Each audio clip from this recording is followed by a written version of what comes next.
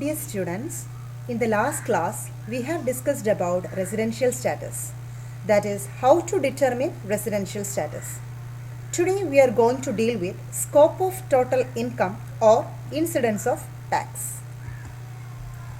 Section 5 of the Income Tax Act 1961 deals with scope of total income. Scope of total income means which income will be included in the computation of total income of ordinarily resident, not ordinarily resident and non-resident.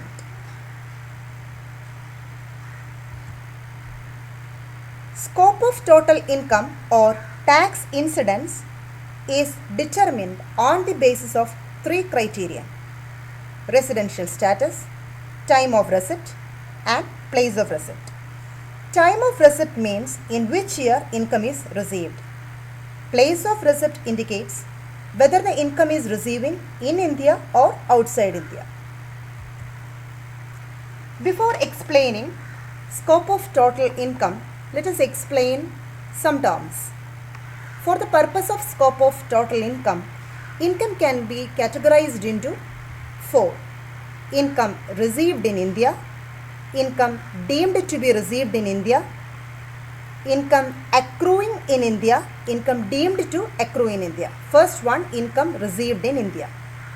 Income received in India means it includes all income from whatever source we are receiving, that is treated as income receiving in India.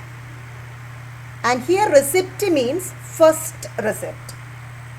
That you have to remind always. Here receipt means first receipt in India. If an income is received first outside India and then subsequently remitted to India, it shall not be treated as income receiving in India. Next one, income deemed to be received in India.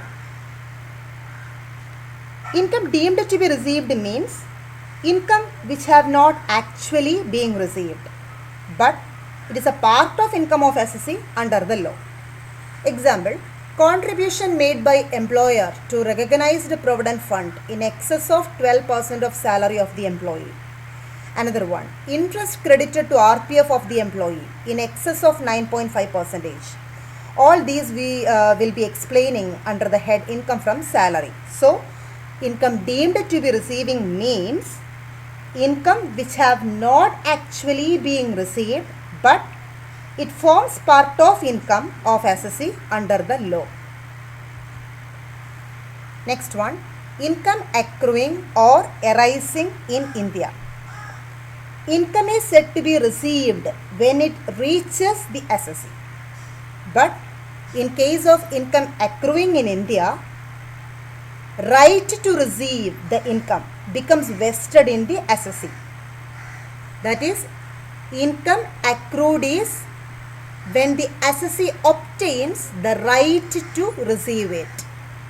Example, any dividend which is paid by Indian company outside India to a resident will be considered as income earned in India. Next one, income deemed to accrue or arise in India. Here, all income accruing or arising, whether directly or indirectly, through or from any business connection in India, or through from any property in India, or from any asset or source of income in India, or through transfer of capital asset situated in India. In all these categories, income is treated as income deemed to accrue or arise in India. I will tell you an example. Okay, R is an individual who is living in London, has a house property situated in India, which has been given by him on rent. Rent derived is taxable in India in this case.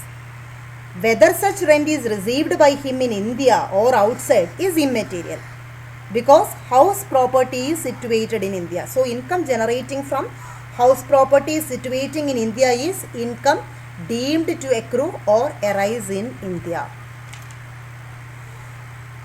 Now, ordinarily resident is accessible to tax if income is received or deemed to be received in India, income accrues or deemed to accrue to him in India, accrue or arises to him outside India.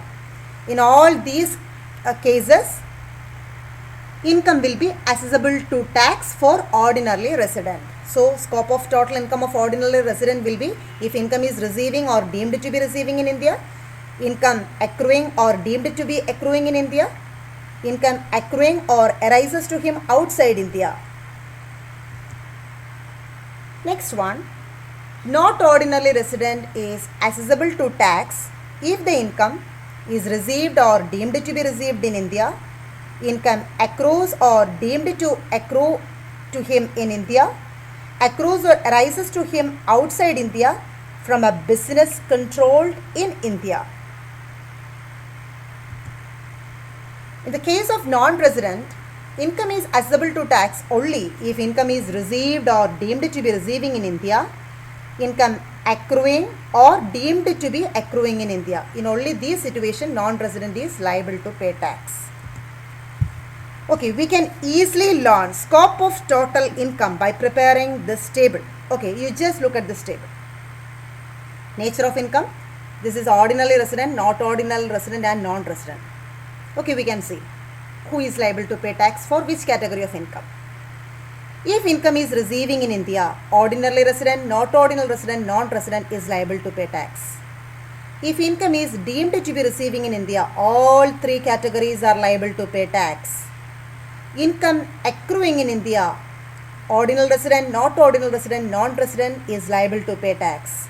Income deemed to accrue or arising in India, all three is liable to pay tax. Next one.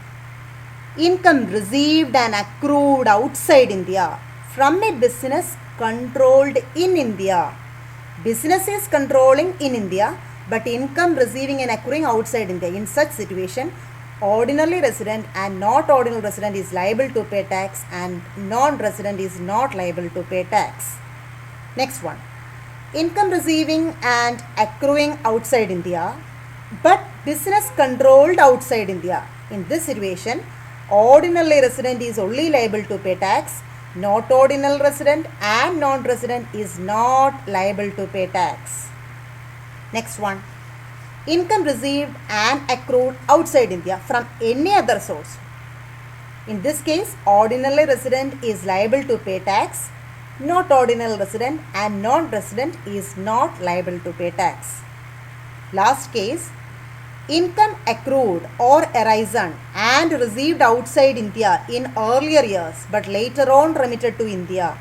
In this case, all three categories are not liable to pay tax. This case means past untaxed profit shall not be considered to be income of the current year in any case. So, these are the scope of total income. Hope you understood this session. Thank you.